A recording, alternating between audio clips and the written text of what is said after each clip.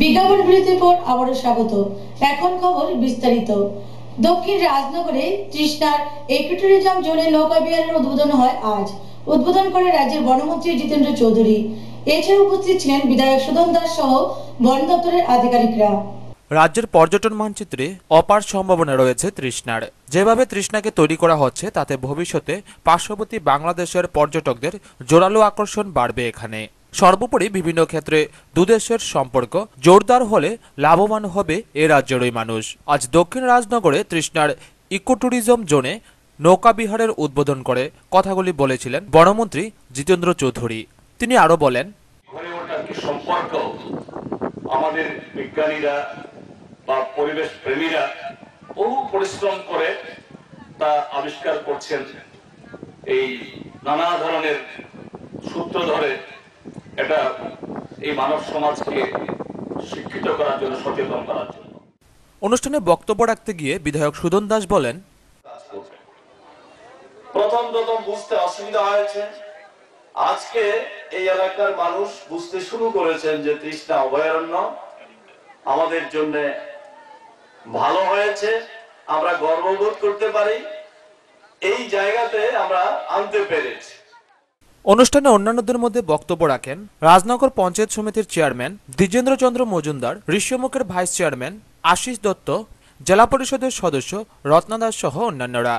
ভাষণ শেষে উদ্বোধক মন্ত্রী জিতেন্দ্র চৌধুরী বিধায়ক সুধন দাস সস্ত্রীক নৌকা বিহার করেন জলাশয়ে। 3টি প্যাডেল বোট, যার মধ্যে একটি 4 আসন ও 2টি 2 আসন বিশিষ্ট ছাড়াও 4 আসনের একটি মোটর বোটও দেয়া হয়েছে জলাশয়টিতে। অন্যদিকে নৌকা ভ্রমণের প্রকৃত সাবেকি আনন্দ দেবার জন্য একটি কাঠের তৈরি দাঁড় নৌকা জলে নেমেছে বিধায়ক সুধন দাসের তহবিল থেকে। কদিন পর আরও একটি এমন নৌকা মেলাঘর থেকে তৈরি হয়ে আসবে বলে জানান তিনি। ইকোট্যুরিজম জোনে বন দপ্তর ইতিমধ্যেই সুদৃশ্য 2টি বিশ্রামঘর, একটি ওয়াচ টাওয়ার, পাকা নৌকা ঘাট, আধুনিক শৌচালয় তৈরি করেছে। 16 লাখ টাকায় করা হয়েছে ট্রেকিং পথ। বাহারি গাছের সমাহার ছাড়াও সাজিয়ে তোলার জন্য এখনো কাজ চলছে। 10 হেক্টর বিশিষ্ট জলাশয়টিতে এখনো প্রচুর অতিথি পাখি কিচিরমিচির শব্দে মোহিত করছে পর্যটকদের। উদ্বোধনী দিনে নৌকা চড়তে উপচে পড়ে জনতার ভিড়। সবারই ধারণা সুন্দর নিরাল শান্ত পরিবেশের জন্য অচিরেই রাজনগরের এই নৌকাঘাট টেক্কা দেবে জয়চাঁদপুরের ঘাটকে। ব্যুরো রিপোর্ট, খবর ত্রিপুরা। রাজধানীর রবীন্দ্র ভবনে নতুন পাকা বাড়ি নির্মাণ কাজ পরিদর্শনে যান মন্ত্রী ভানুলাল সাহা। কথা বলেন ঠিকাদার সংস্থার কর্মকর্তাদের সঙ্গে। রাজধানীতে প্রস্তুত রবীন্দ্র ভবন, তার প্রস্তুতিতে চলছে শেষ তুলির টান। ঠিকাদারি সংস্থা এনবিসিসি জানায়, চলতি বছরের বর্তমান মাসেই নতুন পাকা বাড়িটি তথ্য সংস্কৃতি ও পর্যটন দপ্তরের হাতে তুলে দেওয়া হবে। আজ সকাল 11টা নাগাদ তথ্য সংস্কৃতি মন্ত্রী ভানুলাল সাহা নতুন ভবন পরিদর্শনে যান। তিনি সেখানে গিয়ে দায়িত্বপ্রাপ্ত ঠিকাদারদের সঙ্গে কাজের অগ্রগতি বিষয়ে বিশদ আলোচনা করেন এবং দ্রুত কাজ শেষ করার পরামর্শ দেন। ব্যুরো রিপোর্ট, খবর ত্রিপুরা। আগামী 13 ফেব্রুয়ারি থেকে শুরু হতে যাচ্ছে 32তম আগরতলা বইমেলা। রাজধানীর উমাকান্ত একাডেমি প্রাঙ্গণে বসবে এবারের বইমেলা। মেলার উদ্বোধন করবেন মুখ্যমন্ত্রী মানিক সরকার। আগামী 13 ফেব্রুয়ারি থেকে শুরু হতে যাচ্ছে 32তম আগরতলা বইমেলা। রাজধানী উমাকান্ত একাডেমি প্রাঙ্গণে বসবে এবারের বইমেলা। এবছরের বইমেলা হবে আমন্ত্রণমূলক। মেলার উদ্বোধন করবেন মুখ্যমন্ত্রী মানিক সরকার। উদ্বোধনী অনুষ্ঠানে বাংলাদেশের প্রখ্যাত সাহিত্যিক অধ্যাপক আনিসুজ্জামান উপস্থিত থাকবেন। মেলাকে ঘিরে জোর কদমে চলছে প্রস্তুতি। মেলায় অংশ নেবেন ত্রিপুরা, আসাম, পশ্চিমবঙ্গ ও বাংলাদেশের বিভিন্ন প্রকাশনী সংস্থা। বইমেলা স্টল বন্টনের কাজও প্রায় শেষ। উল্লেখ্য, এবার মেলায় শব্দবর্ধক যন্ত্র ব্যবহারে নিয়ন্ত্রণ ও পলিব্যাগ ব্যবহার নিষিদ্ধ করা হয়েছে। খোলা দিনে বিকাল 3টা থেকে 9টা পর্যন্ত এবং বন্ধ দিনে দুপুর 2টা থেকে রাত 9টা পর্যন্ত মেলা চলবে। বইমেলা মুক্তমঞ্চে বিভিন্ন দিবস উদযাপন ও কবি সম্মেলন অনুষ্ঠিত হবে। প্রতিদিন মুক্তধারা অডিটোরিয়ামে আয়োজিত হবে সাংস্কৃতিক সন্ধ্যা। ব্যুরো রিপোর্ট, খবর ত্রিপুরা। 15 দফা দাবিতে 2 দিনের ধর্মঘটে সামিল হয়েছেন কেন্দ্রীয় সরকারি কর্মচারীরা। রাজ্যে পালিত হয় এই ধর্মঘট।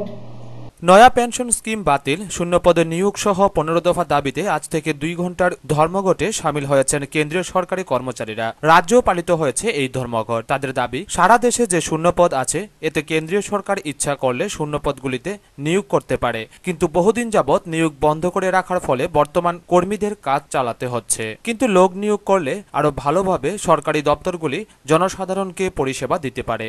ফলে নিয়োগ প্রক্রিয়া চালু করার জন্যই তাদের এই কর্মসূচি। এদিকে সারা দেশের সঙ্গে রাজ্যের বিভিন্ন কেন্দ্রীয় সরকারি দপ্তরগুলিও আজ ধর্মঘটের আওতায় ছিল। রাজধানীতেও সর্বাত্মকভাবে পালিত হয় এই ধর্মঘট। এদিকে সোনামুড়াতেও পালিত হয় ধর্মঘট। ধর্মঘটের আওতায় রয়েছে ডাক বিভাগও। ডাক বিভাগের NFPE ও FNPO এই ধর্মঘটে সামিল হয়। সোনামুড়া ডাক বিভাগের সামনেও বিক্ষোভ দেখান কর্মচারীরা। আমরা 12 এবং 13 ফেব্রুয়ারি অল ইন্ডিয়াতে ধর্মঘট সফল করতে যাচ্ছি। তার মধ্যে বিশেষ করে জিডিএ যে কর্মচারীগুলো আছে তারা বিভিন্ন দিকে থেকে বঞ্চিত। আজকে আমরা লক্ষ্য করলে দেখি এই যারা ডেলি হাজিরা কাজ করে তাদের 300 টাকা হাজিরা পড়ে, কিন্তু আমরা যারা জিডিএস কর্মচারী আছি ইন্ডিয়ান গভর্নমেন্টের আন্ডারে আমরা থাকা সত্ত্বেও আমাদের আজকে ডে হাজিরার সমানও আমাদের দিনের বেতনগুলো পড়ে না। আমরা তাই বৃহত্তর আন্দোলনের দিকে যাব। আমরা সরকারকে জানাতে চাই এই 12 এবং 13 100% দিয়ে পড়ার পরে আমাদের 50% দিয়ে যাতে মূল বেতনের সাথে অ্যাড করা হয়, তার জন্য আমরা 12-13 তারিখ এই ধর্মঘটে সারা ইন্ডিয়ার সাথে আমাদের সোনামুড়া এই এসও অফিসের সামনে আমরা পোস্ট অফিসের সামনে এই ধর্মঘট সম্পূর্ণভাবে পালন করার জন্য আজকে ঐক্যবদ্ধ হয়ে এখানে মিলিত হয়েছে। ব্যুরো রিপোর্ট, খবর ত্রিপুরা। সিপিএম এর ডাকে রাজ্যব্যাপী গত 16 জানুয়ারি থেকে আগামী 16 ফেব্রুয়ারি পর্যন্ত সারা রাজ্যের সাথে উদয়পুরের 12 দফা দাবিতে ব্যাপক প্রচার চালাচ্ছে পার্টি। রাজ্যব্যাপী সিপিআইএম পার্টির ডাকে গত 16 জানুয়ারি থেকে আগামী 16 ফেব্রুয়ারি পর্যন্ত রাজ্যের সাথে উদয়পুরেও চলছে ব্যাপক প্রচার। মোট 12 দফা দাবির ভিত্তিতে হয় এই জনসমাবেশ। আজ এরই একটি চিত্র ফুটে উঠেছে উদয়পুরের ধ্বজনগর কলেজ সংলগ্ন এলাকায়। সিপিআইএম পার্টির ধ্বজনগর অঞ্চল কমিটির উদ্যোগে হয় এই সমাবেশ। তবে উদয়পুরের মোট 17টি এলসি অঞ্চলে অনুষ্ঠিত হচ্ছে এই ধরনের প্রচার সভা, জনসমাবেশ। এই দিন সমাবেশে উপস্থিত ছিলেন সিপিআইএম উদয়পুর বিভাগের সম্পাদক মণ্ডলীর সদস্য রাখাল মজুমদার, সুনীল সেনগুপ্ত, মায়াপাল। এই দিন সমাবেশে সভাপতিত্ব করেন ধ্বজনগর অঞ্চল সম্পাদক অরবিন্দ নন্দী। উৎসাহিত হচ্ছে সে হচ্ছে ভারতীয় জনতা পার্টি। আপনারা দেখবেন ইদানিং টিভি খুললে পত্রিকার মধ্যে বিভিন্ন যে বড় লোকদের যে সংবাদপত্রগুলি আছে, মিডিয়াগুলি আছে, তাতে দেখবেন আমাদের দেশের প্রধানমন্ত্রী যেন লোকসভার সাধারণ নির্বাচন হওয়ার আগেই যেন হয়ে গেছেন নরেন্দ্র মোদী। কে সেই নরেন্দ্র মোদী? গুজরাটের মুখ্যমন্ত্রী। কি বিভিন্ন এলাকার বিভিন্ন ভাবে ভারতবর্ষের আনাচে কানাচে আমাদের এই দাবিগুলোকে জনগণের দাবি হিসেবে পরিগণিত করার জন্য, মানুষের গ্রহণযোগ্য করে তোলার জন্য বিভিন্ন সভার মাধ্যমে, বিশেষত গ্রামাঞ্চলের বাসভিত্তিক সভা, পাড়া সভা, বিভিন্ন ছোট্ট ছোট্ট সভার মাধ্যমে মানুষের কাছে এগুলো তুলে ধরার জন্য আমরা চেষ্টা করেছি। এছাড়াও স্থানীয় সমাবেশে ধ্বজনগর, পূর্ব ধ্বজনগর এবং ছাতারিয়া অঞ্চলের মোট 8 পরিবারের 23 জন ভোটার দল ত্যাগ করে সিপিআইএম এ যোগ দেয়।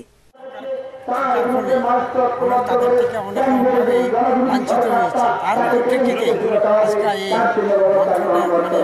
মার্ক্সবাদী নীতি আমরা যোগদান করছি। তবে এই দিন স্থানীয় সভায় পার্টির তরফ থেকে কমপক্ষে 12,000 নরনারী উপস্থিত থাকার কথা থাকলেও উপস্থিতির হার ছিল চোখে পড়ার মতো। ব্যুরো রিপোর্ট, খবর ত্রিপুরা। কোনো প্রকার আগাম নোটিশ ছাড়াই ব্যবসায়ীদের দোকান উচ্ছেদের ঘটনাকে ঘিরে মহকুমা প্রশাসনের বিরুদ্ধে ক্ষোভ বিরাজ করছে ব্যবসায়ীদের মধ্যে। ঘটনা তেলিয়ামুড়া তুইসিন্দ্রায় বাজারে। তেলিয়ামুড়া মহকুমা শাসক বিম্বিসার ভট্টাচার্য সহ ডিসিএম শঙ্করনারায়ণ দাস এবং থানার বিশাল পুলিশ বাহিনী নিয়ে তুইসিন্দ্রায় বাজারের অভিযানে নামেন গতকাল রাত 10:30টায়।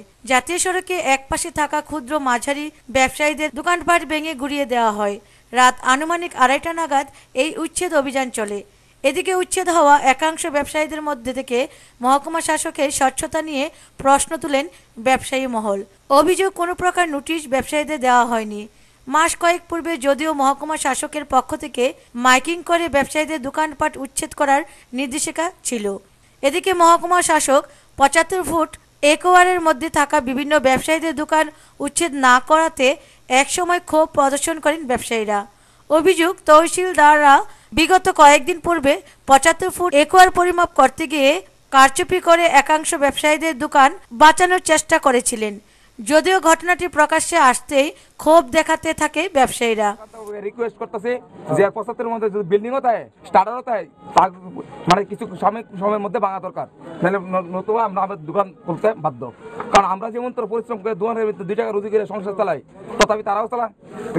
তথাপি তারা যদি বিল্ডিং করে তুললে সে থাকতে পারে, কারণ আমরা থাকতে পারতাম না একরের মধ্যে, কারণ আমরা তো পয়সা দেয় যারা কিন্তু কোনো না কোনো একদিন। আজকে যে বাংছে এমন না কি আপনার নোটিশ দিছিল? না, নোটিশ এমন তো নোটিশ দেওয়া হয়েছিল না, কিন্তু মাইকিং করা হয়েছিল। কিন্তু হঠাৎ করে আজকে দীর্ঘ প্রায় 2 থেকে 3 মাস আগে করা হয়েছে, কিন্তু এখন দেখা যাইতেছে সাময়িক একটা দোকান রয়ে গেল বিল্ডিং এর মধ্যে, যা করার মধ্যে আছে। শুধু নতুবা আমরা জেসিবি দেয় না, অযথা পরিশ্রম করেছে রাত্রকাল, মানে বাড়ি করতে অশান্তির একটা সৃষ্টি। সবাই কিন্তু একটা ভয় দোকানদার সারছে না, আমরা বাড়ি করে যাবো ঘর ভাঙব না, মাল নিয়ে সামলাম। কোন আপনি এখন তহসিলদার সেই সময় মাপ ছিল না, আগে মাপ ছিল বলে আমি আরে কইছি আরো দা 275 রইছে না, এখন যে পরে চিন্তা করব। তো রাত গাজা ফট করে কে কইছে কে এরুন দিতে এখন যে এরুন দিতে তহসিলদার এখন যে 75 পুরা ভাঙবো, তারপরে এই আমরাও কইলো অফিসাররা আছে, অফিসারও কইলো, এবারে আরেকদিন আইয়া বড় তুললো। এবারে পরে মহকুমা শাসকের নজরে ঘটনাটি আসতেই পুনরায় 75 ফুট একরের মধ্যে থাকা দোকানপাট উচ্ছেদ করার নির্দেশ দেন। এদিকে আরও অভিযোগ, ক্ষুদ্র ও মাঝারি ব্যবসায়ীদের দোকান ড্রজার দিয়ে ভাঙানো হলে অপর পাশে থাকা বড় ব্যবসায়ীদের দোকান উচ্ছেদ অভিযানে সামিল হলো না কেন? এ নিয়ে গোটা এলাকায় প্রশ্ন উঠতে শুরু করে দিয়েছে। যদিও এদিন রাতে প্রশাসনের কর্মকর্তারা 75 ফুট একোয়ার পরিমাপ করে থাকলে সেই সকল ব্যবসায়ীদের দোকান উচ্ছেদ অভিযানে নাম উঠে আসেনি। গভর্নমেন্টে কোনো নোটিশ দিয়েছে, মাইকিং করছে কীর্তনের সময়, এবং আমরা দোকানের উপরে নির্ভরশীল, তখন আমরা পথের ভিখারি। তবে আমরা একটা দাবি 75 ভাঙা। আমরা আগে কি 75 ফুট ভাঙা হচ্ছে না? হ্যাঁ, মাইকিংয়ের সময় 75 হয়েছে। অক্ষণে তারা কইতেছে না বোনাই পারে দেখবো। তো ডিপার্টমেন্ট থেকে কি উদ্যোগ নিচ্ছে আপনারা? কিতা কইরা আমরা কোনো সাহায্য সহায়তা দিব, কোনো উদ্যোগ নিছে না তারা। ভাঙা হয়নি ওই সব দোকান। এদিকে উচ্ছেদ হওয়া ক্ষুদ্র ব্যবসায়ীদের অভিযোগ, প্রশাসন তাদের পেটের মধ্যে আঘাত এনেছে। ওই সকল উচ্ছেদ করা দোকানের উপর নির্ভর করেই কোনো ক্রমে সংসার চালিয়ে যাচ্ছেন ব্যবসায়ীরা। তেলেমুড়া থেকে সঞ্জিত দাসের রিপোর্ট, খবর ত্রিপুরা। 9 কংগ্রেস কর্মীকে আটকের ঘটনায় পুলিশি ভূমিকা নিয়ে অসন্তোষ ব্যক্ত করেন উদয়পুর জেলা কংগ্রেসের সাধারণ সম্পাদক অঞ্জন বিশ্বাস। রাজ্য পুলিশি ভূমিকা নিয়ে অসন্তোষ ব্যক্ত করলেন জেলা কংগ্রেসের সাধারণ সম্পাদক অঞ্জন বিশ্বাস। গত বিধানসভা নির্বাচনে কখন কোথায় মিছিল করা হয়েছিল কংগ্রেস কর্মীদের তা মনে নেই। তারা জানায়, যেই মিছিলে করা হোক না কেন সবকটি পুলিশের অনুমতি নিয়েই করা হয়েছিল। তবু পুলিশ বিনা কারণে কোনো এক মিছিলের 9 জনের বিরুদ্ধে মামলা দায়ের করে কোর্টে চালান করে, যাদের মধ্যে ছিল জেলা কংগ্রেস সাধারণ সম্পাদক অঞ্জন বিশ্বাস, মাইনরিটি সেলের চেয়ারম্যান মকতুল হোসেন, মির্জা সংখ্যালঘু সেলের নেতা কামাল হোসেন সহ মোট 9 জন, যাতে করে তাদেরকে বর্তমানে এই মাসে 4 বার কোর্টে হাজিরা দিতে হচ্ছে। এই মুহূর্তে কেন, আমরা তো ইলেকশন আগের থেকে আইতেছি, আমাদের যারা কংগ্রেস কর্মী, কংগ্রেসের সাধারণ কর্মী যারা আমরা আছি, প্রত্যেকের নামে একটা একটা করে মিথ্যা মামলা দেওয়া আছে। প্রত্যেক দিনই আমাদের কোর্টে হাজিরা দিতে হয়। এই মাসে আমরা 4 বার এলাম হাজিরা। ইলেকশনের আগে আমরা কবে বা কোথায় কোন সময়ে বিনা পারমিশনে মিছিল করেছি এমন ধরনের একটা মামলা আমাদের নামে দেওয়া হয়েছে। আমরা এখানে 9 জন আছি। এবং অঞ্জনবাবুর বক্তব্য, রাজ্যে চলছে অন্ধকারে, তবে পুলিশ কেন সিপিআইএম এর কথাই চলে? সিপিআইএম এর নেতৃত্বে পুলিশ কেন বিভিন্ন সময় মিথ্যা মামলায় জর্জরিত হচ্ছে, ফলে কোনো সুষ্ঠু তদন্ত নেই? আপনার ইলেকশনের ঠিক 1 মাস আগেই মামলাটা স্টার্ট হয়েছিল। কি ধরনের মামলা ছিল এটা? আমরা নাকি কখন কোথায় আমরা নিজেরও জানি না কেউই, আমরা বিনা পারমিশনে মিছিল করেছিলাম উদয়পুর শহরে, কিন্তু আমাদের কারোরই জানা নেই আর আমরা কখনো কোনো মিছিল বিনা পারমিশনে করার প্রশ্নই নাই। সমস্ত আমাদের রেকর্ড এভিডেন্স আমাদের কংগ্রেস ভবনে আছে। যে কোনো মিছিল, যে কোনো মিটিং আমরা পারমিশন নিয়েই করেছি। তো এগুলো টোটালি সিপিএমের চক্রান্ত, হয়রানি করা উদ্দেশ্য এদের। আজ এতদিন পর মামলা আবার পুনরায় কেন মামলা চলছে? আমরা প্রতি মাসে মাসে হাজিরা দিতে হচ্ছে, এই মাসে 4 বার হচ্ছে হাজিরা। কিন্তু এখন আপনাদের উদয়পুর থেকে বাণীব্রত দত্তের রিপোর্ট, খবর ত্রিপুরা। কাঠালিয়া কৃষি সেক্টরের উদ্যোগে ব্লক এলাকার বেশ কয়েকটি স্থানে চলতি বছরে তৈলবীজ দানা সরিষা চাষ করে যথেষ্ট লাভের মুখ দেখতে চলেছে কৃষকরা। কাঠালিয়া কৃষি সেক্টরের উদ্যোগে ব্লক এলাকার বেশ কয়েকটি স্থানে চলতি বছরে তৈলবীজ দানা সরিষা চাষ করে যথেষ্ট ফসল আসবে। মাঠের উচ্চ ফলন প্রত্যক্ষ করে কৃষিকর্মী ও কৃষকরা আনন্দে আত্মহারা। কৃষিকর্মীদের সঙ্গে সফর সঙ্গী হয়ে কালীখোলা ভিলেজে গেলে দেখা যায় বিস্তীর্ণ এলাকা জুড়ে শুধু সবুজে ভরা মাঠ। চাষি জগৎময় ত্রিপুরা, জগৎহরি ত্রিপুরা সহ আরও অনেকেই জানান কৃষি দপ্তরের সবকিছু সহায়তা পেয়ে সরিষা চাষ করে বেশ ভালোই লাগছে, ফলনও বেশ ভালোই হবে। চাষিদের বক্তব্য, প্রথম দিকে সরিষা চাষ করা খুব একটা ইচ্ছে ছিল না। কৃষি দপ্তরের পরামর্শ ও সহযোগিতা পেয়ে এখন থেকে প্রতি বছরেই তৈলবীজ সরিষা চাষ করার ইচ্ছা হয়েছে গ্রামের আরও অনেকের।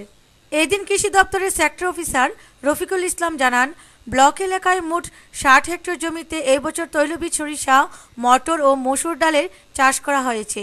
তিনি জানান, চাষিদের উৎসাহ বেশ ভালোই পাওয়া যায় চলতি মৌসুমে। কালীখোলা এডিসি ভিলেজের মধ্যে এখানে আমরা 5 হেক্টর এরিয়া সরিষা নিয়েছি। আগে এখানে এই যে জমিগুলোতে এক ফসল হতো, এখন এই বছর আমরা যাতে জমিটার উর্বরতাও বাড়ে এবং তৈলবীজ, আমরা ধান চাষে অনেকটা সফলতা অর্জন করেছি, যে তৈলবীজ পাবে এবং আমাদের যে এখন যে তৈলবীজের যে চাহিদা সেটা অনেকটা মিটবে এবং কৃষক এটাতে আরও লাভবান হবেন। আমরা আশা করছি আগামী দিনেও এভাবে কৃষকরা এগিয়ে এসে আরও সুন্দরভাবে সেগুলো করবেন। তাদের উৎসাহ এবং সরকারের যে বিভিন্ন চিন্তাধারা সেটাকে এগিয়ে আমরা আগামী দিনে তৈল চাষ এবং ডাল চাষও সংসম্পন্ন করার ইচ্ছা জ্ঞাপন করছি। হ্যাঁ, আচ্ছা, এই আপনার সেক্টর এরিয়াতে কত হেক্টর করছেন এইরকম? টোটাল সেক্টর এরিয়াতে এবছর আমরা 40 হেক্টর সরিষা আমরা নিয়েছি। আর কি আমরা 5 হেক্টর মটর নিয়েছি, 3 হেক্টর ডাল মসুর ডাল নিয়েছি। কাঠালিয়া থেকে নারায়ণ বৈদ্যের রিপোর্ট, খবর ত্রিপুরা। রাজনগর ব্লকের দক্ষিণ শ্রীরামপুর গ্রাম পঞ্চায়েতের নতুন ভবনের উদ্বোধন হয় গতকাল। উদ্বোধন করেন বিধায়ক সুদন দাস। দক্ষিণ জেলার রাজনগর ব্লকের দক্ষিণ শ্রীরামপুর গ্রাম পঞ্চায়েতের নতুন ভবনের উদ্বোধন হয় গতকাল। উদ্বোধন করেন বিধায়ক সুদন দাস। অন্যান্যদের মধ্যে উপস্থিত ছিলেন রাজনগর পঞ্চায়েত সমিতির ভাইস চেয়ারম্যান নির্মল ভৌমিক, জেলা পরিষদের সদস্যা রত্না দাস, পঞ্চায়েত সমিতির প্রাক্তন ভাইস চেয়ারম্যান নেপাল দেবনাথ, পঞ্চায়েত সমিতির প্রাক্তন সদস্য পরিমল সরকার, এলাকার অভিভাবক গোপাল দাস প্রমুখ। উল্লেখ্য, কিছুদিন পূর্বে শ্রীরামপুর গ্রাম পঞ্চায়েতটিকে ভেঙে গৌরাঙ্গবাজার ও দক্ষিণ শ্রীরামপুর পঞ্চায়েত গঠন করা হয়। পুরনো পঞ্চায়েত ভবনটিতে গৌরাঙ্গবাজার পঞ্চায়েত কার্যালয় হওয়াতে বর্তমানে স্থানীয় একটি অঙ্গনওয়াড়ি কেন্দ্রে উদ্বোধন হয় দক্ষিণ শ্রীরামপুর গ্রাম পঞ্চায়েতের নতুন ভবনটির। উদ্বোধনী অনুষ্ঠানে এলাকাবাসীর উপস্থিতি ছিল লক্ষণীয়। ব্যুরো রিপোর্ট, খবর ত্রিপুরা। ইটসুলিং রাস্তার রেল দপ্তর কর্তৃক কাঁটাতারের বেড়া নির্মাণের ঘটনাকে কেন্দ্র করে রেল রাস্তা অবরোধ করে এলাকাবাসী। ঘটনা তেলিয়ামুড়ার মাইগঙ্গা গ্রাম পঞ্চায়েতের বঙ্কিম বিশ্বাস পাড়ায়। পরে মহকুমা শাসকের হস্তক্ষেপে অবরোধ তুলে এলাকাবাসী। তেলিয়ামুড়ার মাইগঙ্গা গ্রাম পঞ্চায়েতের বঙ্কিম বিশ্বাস পাড়ার লোকেরা আজ সকাল প্রায় 9 ঘটিকায় রেল লাইনে ধর্ণা দেয়। কারণ বহুদিন আগে থেকে, অর্থাৎ রেল লাইন হবার আগে থেকে একটি ইটসোলিং রাস্তা এলাকায় যাতায়াতের একমাত্র মাধ্যম ছিল। কিন্তু রেল দপ্তর হঠাৎ করে এই রাস্তার দুই দিকে কাঁটাতারের বেড়া দিতে গেলে বাধে বিপত্তি। এখানে একটা পাড়া, বঙ্কিম পাড়া, এটা রেলের রাস্তা ওয়ার আগেই এই পাড়াটা এবং এটা রেকর্ডভুক্ত রাস্তা। কিন্তু যখন রেল রাস্তা শুরু হয়েছে তখন এলাকাবাসীর তরফ থেকে বা এই পাড়ার লোকজনরা বাধা দিছে যে আমরা এখানে চলাফেরা করতে গেলে অসুবিধা হবে, আমাদের জন্য একটা বিকল্প রাস্তা করে তারপর আপনারা চিন্তাধারা করেন। কিন্তু দেখা গেল রেল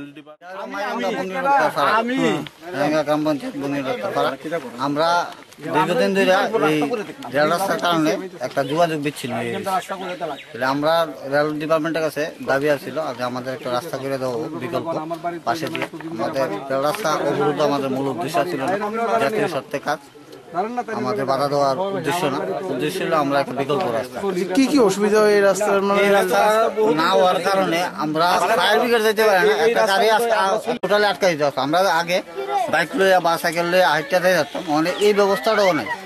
এখন আপনাদের মূল দাবিটা কি? আমাদের মূল দাবি আপনারা এই রাস্তা বন্ধ করে থাকতেন না, আমাদের বিকল্প রাস্তা না করে, আমাদের মূল দাবি রইল এটা। কারণ রাস্তার ওই পাশের যোগাযোগ এই এলাকার লোকেরা রেল লাইন ক্রস করে যেতে হয়। এখানে একটি অঙ্গনওয়াড়ি স্কুলও রয়েছে পাড়ায়। এছাড়া 100 পরিবারের পাড়ার যাতায়াতের কোনো বিকল্প রাস্তাও নেই, তাই রেল দপ্তর কাজ করতে গেলে এলাকাবাসী বাধা দেয়। এরপর তেলিয়ামুড়া মহকুমা প্রশাসনের সাথে কথা বললে এবং এসডিএম এলাকায় গেলে ধর্ণা থেকে উঠে এলাকাবাসী। রেল দপ্তরের এসএসসি পিওএ জিরানিয়া জীবনমণি দাস জানান, ব্যাপারটা মানে কি, আমাদের তরফ থেকে উপরের টিকা আইসে, লামডিং এর টিকা ইন্সপেকশনের জন্য আইসে যে এখানে আপনার যতগুলো আনঅথরাইজ চেক কোচিং, এগুলোকে বলে আনঅথরাইজ চেক কোচিং, যেখানে মানে আনঅথরাইজলি গাড়ির মুভমেন্ট চলে। তো এগুলা লোকাল পাবলিকের সেফটির জন্য এখানে বন্ধ করার জন্য আমাদের অর্ডারটা আইছে। ওই হিসাবে আমরা আজকে কাজ করতে এসেছি। গতকালকে এসলাম, গতকালকে কিছু একটু প্রবলেম পাইলাম, তাহলে আজকে আমরা লোকাল অথরিটি নিয়েও আসলাম। তারা যখন সবাই যে এখন পাবলিকের জন্যই আমরা করতেছি, পাবলিকে যদি না লাগে তারা তো আমরা এখানে জোর জবরদস্তি করে রোড যে এই রোডটা এটা যেহেতু মূল বলে বলছে, আমিও শুনছি, কিন্তু এটা আমাদের যখন রেলের জমি নেওয়া হয়েছিল তখন এটার কোনো এরকম ছিল না যে এটাই পার্মানেন্ট। আমি 2 বছর আগেও এখানে টেম্পোরারি কিছু অবস্ট্রাকশন মানে বন্ধ করতে আইছিলাম, স্লিপার বা ছোট ছোট পিলার ফুটিয়ে। তখন বলা হয়েছিল এখানের দিকে থেকে সেন্ট্রাল লাইন থেকে 15 মিটার দূরে থেকে একটা রোড করে ওই বাজারের সঙ্গে মেলানোর কথা ছিল, কিন্তু এই 2 বছরের ধরে কিছু হয়েছে না। এটা ক্যাটাগরি এটা তো লোকাল অ্যাডমিনিস্ট্রেশনে করবে, এটা তো আমাদের তরফ থেকে সম্ভব না। এটা এখনো তার কোনো, আজকে শুনলাম। বীর রিপোর্ট, খবর ত্রিপুরা। দক্ষিণ জেলার রাজনগর ব্লকে চুত্তাকলার ছাত্রছাত্রীদের মাধ্যমিক পরীক্ষার জন্য আর ছুটতে হবে না রাজনগরে। সরকারি সিদ্ধান্ত, এবছর চুত্তাকলা দ্বাদশ স্কুলে ছাত্ররা পরীক্ষায় বসবে। এই সিদ্ধান্তে খুশি হওয়া বিরাজ করছে ছাত্রছাত্রী ও অভিভাবক মহলে। খুশির হাওয়া রাজনগর ব্লকের চুত্তাখলায়। এবার থেকে মাধ্যমিক পরীক্ষার জন্য পরীক্ষার্থীদের ছুটতে হবে না রাজনগরে। সরকারি সিদ্ধান্ত, এবছর চুত্তাখলা দ্বাদশ স্কুলে ছাত্ররা পরীক্ষায় বসবে। আপাতত স্থায়ী পরীক্ষা গ্রহণ কেন্দ্র না হলেও রাজনগর কেন্দ্রেরও একটি সাব সেন্টার হিসেবে স্বীকৃতি মিলল। বিধায়ক সুধন দাস জানান, মোটামুটি নিশ্চিত আগামী বছর চুত্তাখলায় স্থায়ী কেন্দ্র শুরু হয়ে যাবে। এইভাবে প্রায় 4500-এর উপর শিক্ষক আমরা নিয়োগ করেছি। পরীক্ষা সুষ্ঠু সম্পাদনের লক্ষ্যে এক উচ্চ পর্যায়ের সভা হয় স্কুলে। বিধায়ক ছাড়াও সবাই পরীক্ষা গ্রহণের জন্য প্রয়োজনীয় দিকগুলি সম্পর্কে আলোচনা করেন পূর্ত, পানীয় জল, বিদ্যুৎ, পঞ্চায়েতের আধিকারিক কর্মীরা। ছিলেন রাজনগর পঞ্চায়েত সমিতির চেয়ারম্যান দ্বিজেন্দ্র চন্দ্র মজুমদার, ভাইস চেয়ারম্যান নেপাল চন্দ্র দেবনাথ, জেলা পরিষদ সদস্য রত্না দাস।